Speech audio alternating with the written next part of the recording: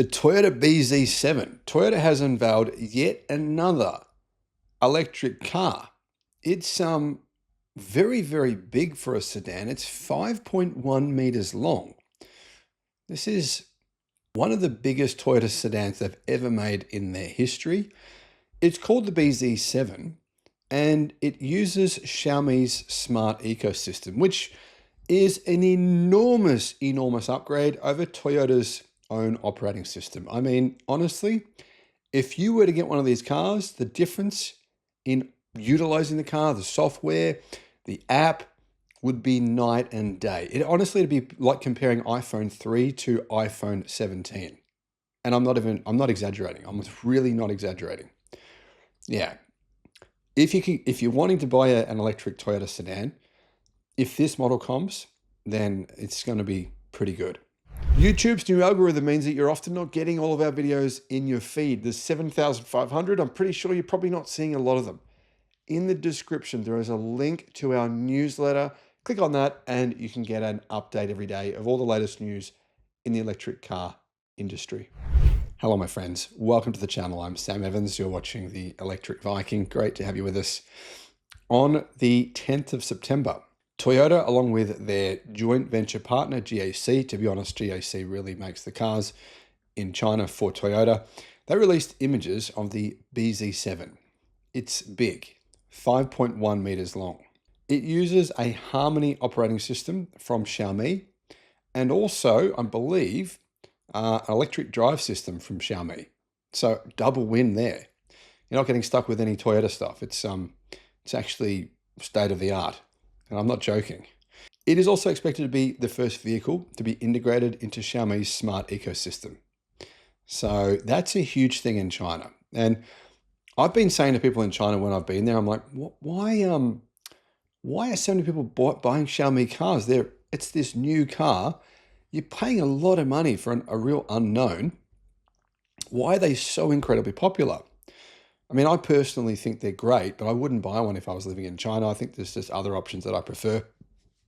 But the answer, almost every time I ask people this question, is Xiaomi's ecosystem. That's what they say. Almost every person I ask this question, oh, it's the Xiaomi ecosystem. People are used to it. They like it. They know it. It's really good. So that's interesting. In China, you can get the BZ3X and the BZ4X. The BZ4X, though, outside of China is now just called the BZ4. They've removed the X nomenclature. I think BZ4 does sound better. In June of this year, Toyota announced, or GAC Toyota. I should point out this joint venture means that Toyota gets, if they make a profit on these cars, which they probably don't, but if they did, then Toyota and GAC split the profits. But Toyota does count them as a sale, technically.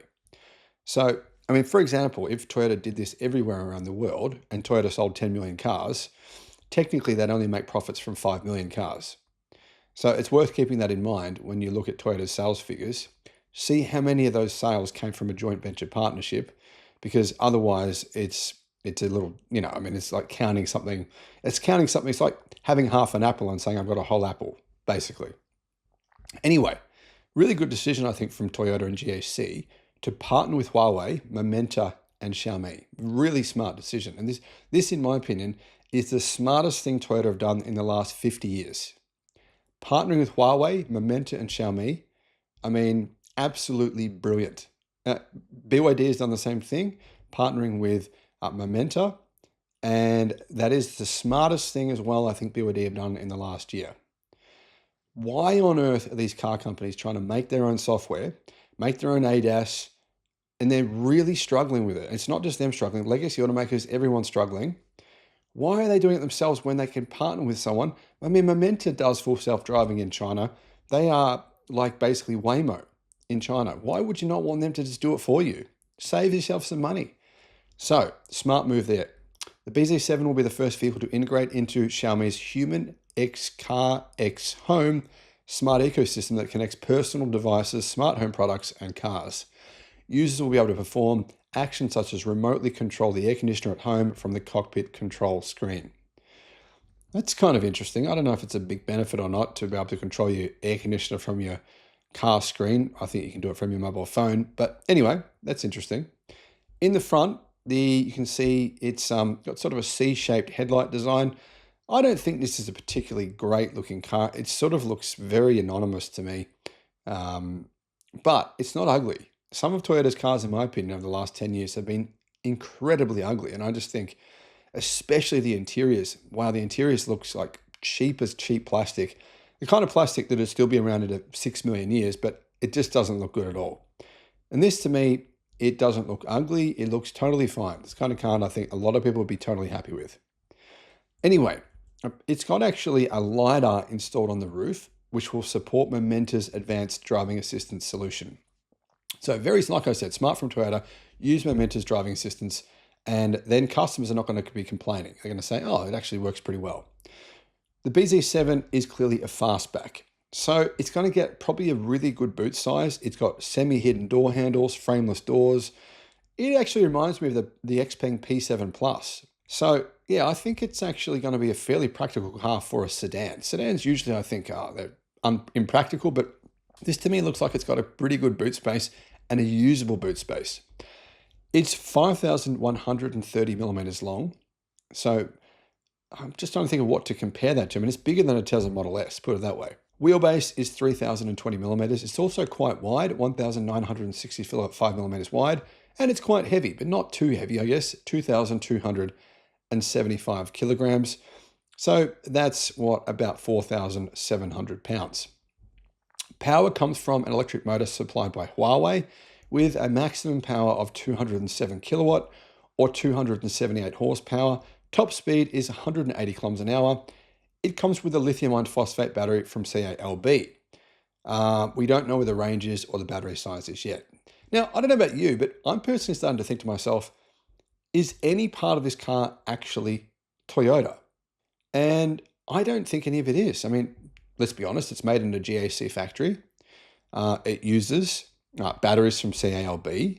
Its software comes from Xiaomi and Momenta. The motors come from Xiaomi. I actually don't think any of this car is Toyota, which is a good thing. I mean, basically Toyota are just combining the best stuff from other companies, not the absolute best. I mean, I don't believe it's a 900 or 900 volt or 1000 volt architecture, but in terms of software, I think this is actually a smart move from Toyota. Anyway, inside the cabin, there is a 3-spoke steering wheel, trapezoidal instrument panel. Car News China said there's a central control screen, ambient lighting, wireless charging for your phone, of course, as you'd expect. We don't know any other details yet, unfortunately, about the car other than what I've shared with you so far. So to summarize, this car has Huawei's Harmony Space cockpit. The screens and the software in the car come from Huawei. It uses Xiaomi's smart ecosystem, and it uses Momenta's ADAS and self-driving, and Momenta's LiDAR system as well. So yeah, I mean, as un-Toyota as this car is, it might be the best Toyota that's ever existed. I mean, I could be wrong, but let's wait and see. What are your thoughts? Thanks for watching.